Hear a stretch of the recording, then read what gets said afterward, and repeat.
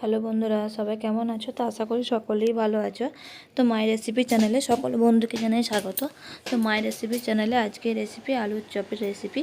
তো বন্ধুরা, এই রেসিপিটা প্রথম থেকে লাস্ট পর্যন্ত দেখো, আশা করছি সকলেরই ভালো লাগবে। তো চলো তাহলে শুরু করছি এই আলুর চপের রেসিপি। বন্ধুরা, আমি এখানে প্রথমেই আলুগুলোকে সেদ্ধ করে নিয়েছি। তো আমি এখানে কুকারের মধ্যে আলুগুলোকে সেদ্ধ করে নিয়েছি। তো বন্ধুরা, আমি এখানে আলুর খোসা ছাড়াইনি। তো সেদ্ধ করার আগে আলুর খোসা ছাড়াবেন না, তাতে বেশি গলে যাবে আলুগুলো।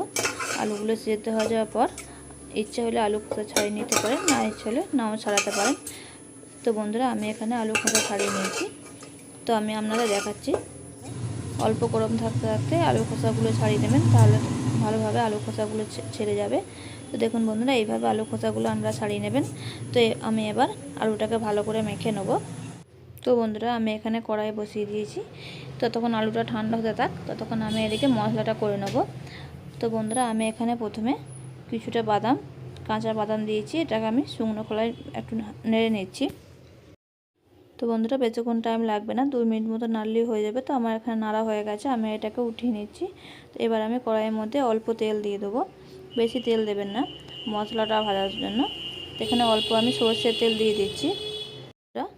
আপনারা এখানে সরষের তেল ব্যবহার করবেন, খেতে বেশি ভালো লাগবে। তো আমি এখানে অল্প সরষের তেল দিয়ে দিয়েছি। এবার তেলটা গরম হয়ে গেলে আমি এখানে পেঁয়াজ কুচি দিয়ে দেবো। তো এখানে তেলটা গরম হয়ে গেছে, এবার আমি এখানে পেঁয়াজ কুচি দিয়ে দিচ্ছি। আমি এখানে পেঁয়াজটা দেওয়ার পর সামান্য পরিমাণ কিছুটা হিং দিয়ে দিয়েছি। তো এবার আমি পেঁয়াজটাকে ভালো করে নেড়ে নেব। হালকা ভাজা হয়ে যাওয়ার পর এখানে আমি আদা রসুন থেঁতো করে নিয়েছি। ওই থেঁতো করা আদা রসুনটা আমি এখানে দিয়ে দেবো। বন্ধুরা, এখানে আমার পেঁয়াজটা ভাজা হয়ে গেছে। তো এবার আমি এর মধ্যে থেঁতো করে রাখা আদা রসুনটা আমি এর মধ্যে দিয়ে দিচ্ছি। দিয়ে আমি মশলাটাকে ভালো করে নেড়ে নেব। বন্ধুরা, এখানে থেঁতো করে রাখা আদা রসুনটা হালকা ভাজা হয়ে গেছে। তো এবার আমি 1 চামচ মতো নুন দিয়ে দিয়েছি, আর 1/2 চামচ মতো লঙ্কা গুঁড়ো, 1/2 চামচ মতো হলুদ দিয়ে আমি এটাকে আরেকবার ভালো করে নেড়ে নেব। বন্ধুরা, এখানে মশলাটা ভালো করে নাড়া হয়ে গেছে। তো এবার আমি এর মধ্যে সেদ্ধ করে রাখা আলুটাকে আমি এর মধ্যে দিয়ে দেবো। তো বন্ধুরা, এবার আমি সেদ্ধ করে রাখা আলুটা এর মধ্যে দিয়ে দিয়েছি। আলুটা এখানে বন্ধুরা দেওয়া হয়ে গেছে। তো এবার আমি আলুটার সঙ্গে মশলাটা ভালো করে নেড়ে নেব। তো বন্ধুরা, এখানে আলুটা আমার ভালো করে নাড়া হয়ে গেছে। তো এবার আমি এর মধ্যে অল্প কিছুটা ধনেপাতা কুচি আর 4টে কাঁচা লঙ্কা আমি এখানে এর মধ্যে দিয়ে দিয়েছি। যে বাদাম গোটা ভেজে রেখেছিলাম সে বাদামগুলো এর মধ্যে দিয়ে দিয়েছি। এবার আমি এর মধ্যে 1 চামচ মতো ভাজা মশলা আমি এখানে দিয়ে দিচ্ছি বন্ধুরা।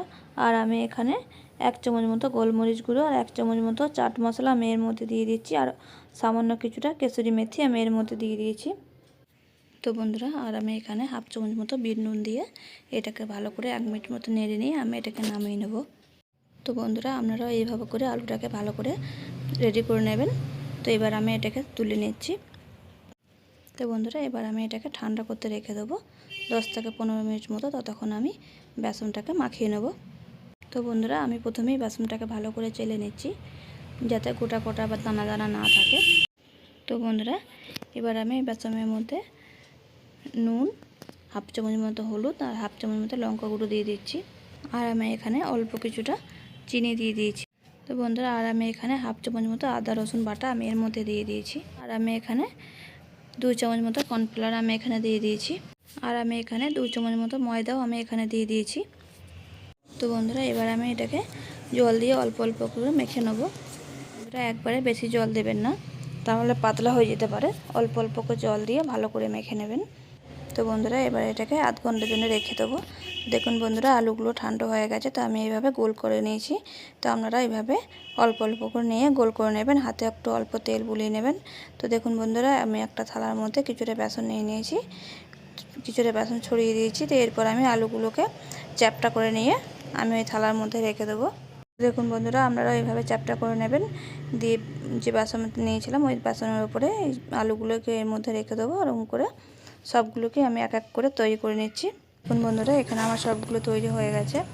তো বন্ধুরা, এদিকে কড়াইয়ের মধ্যে আমি তেল দিয়ে দিয়েছি, তেল গরম হয়ে গেছে। এবার আমি এক এক করে চপগুলো দিয়ে দেবো। তো বন্ধুরা, বেসনটা দেখুন আধ ঘন্টা হয়ে গেছে। তো আধ ঘন্টার পর আমি এখানে কিছুটা বেকিং সোডা আমি এর মধ্যে দিয়ে দিচ্ছি। বেকিং সোডাটা ভালো করে আমি এর মধ্যে গুলে নেবো। আর আমি অল্প কিছুটা তেল, গরম তেল আমি এর মধ্যে দিয়ে দেবো। তো বন্ধুরা এখানে আমি কিছুটা অল্প তেল, গরম তেল আমি এর মধ্যে দিয়ে দিচ্ছি। তো বন্ধুরা এখানে এবার আমি কিছুটা তেল, গরম তেল দিয়ে দিলাম। এখানে খাওয়ার সোডা আর অল্প তেল অবশ্যই দেবেন, দিলে পরে খেতে ভালো মুচমুচে হয়। তো বন্ধুরা এটাকে যতটা পারবেন ভালো করে ফেটিয়ে নেবেন। তো যত ভালো করে ফেটাবেন ততটাই ভালো হবে খেতে। তো বন্ধুরা এখানে আমার সব কমপ্লিট হয়ে গেছে। তো এবার আমি আলুগুলোকে এর মধ্যে দিয়ে দিচ্ছি। তো বন্ধুরা এবার আমি আলু চপটাকে এর মধ্যে দিয়ে দিচ্ছি। তো দিয়ে আমি চামচের সাহায্যে এটাকে ভালো করে বেসনে ডুবিয়ে আমি তেলের মধ্যে দিয়ে দিচ্ছি। আপনারা চাইলে হাত দিয়েও করতে পারেন, তো আমি এখানে চামচ ব্যবহার করছি। তো এবার আমি এটাকে তেলের মধ্যে দিয়ে দেবো। তো দেখুন বন্ধুরা এবার আমি এটাকে তেলের মধ্যে দিয়ে দিয়েছি।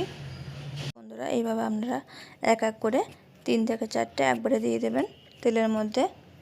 তো বন্ধুরা আপনারা এভাবে বাড়িতে বানিয়ে খেয়ে আমাকে কমেন্টে জানাবেন আপনাদের কীরকম লেগেছে আজকে এই রেসিপিটা। যদি ভালো লাগে তো অবশ্যই লাইক করে দেবেন, শেয়ার করতে ভুলবেন না। যারা নতুন তারা আমার চ্যানেলটা সাবস্ক্রাইব করবেন এবং পাশেই থাকবেন। এরকম আরও নতুন নতুন ভালো ভালো ভিডিও আমি নিয়ে আসবো। ততক্ষণ সবাই সুস্থ থাকবেন ও ভালো থাকবেন। আজকের মতো ভিডিওটা এই পর্যন্তই, আবারও দেখা হবে অন্য কোনো ভিডিওতে। ততক্ষণ সবাই সুস্থ থাকবেন। তো বন্ধুরা এক পিঠ ভালো করে ভাজা হয়ে যাওয়ার পর তারপর আপনারা এখানে উল্টে দেবেন।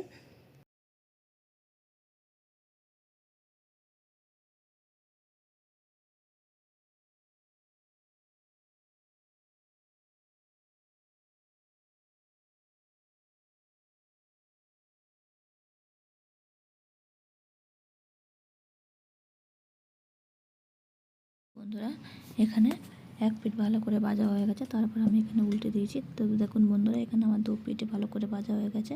তো আমি এবার এটাকে তুলে নিচ্ছি। তো এইভাবে আপনারাও বাড়িতে বানিয়ে খেয়ে আমাকে কমেন্টে জানাবেন আপনাদের কীরকম লেগেছে। চলুন তাহলে আবারও দেখা হবে অন্য কোনো ভিডিওতে, তখন সবাই ভালো থাকবেন।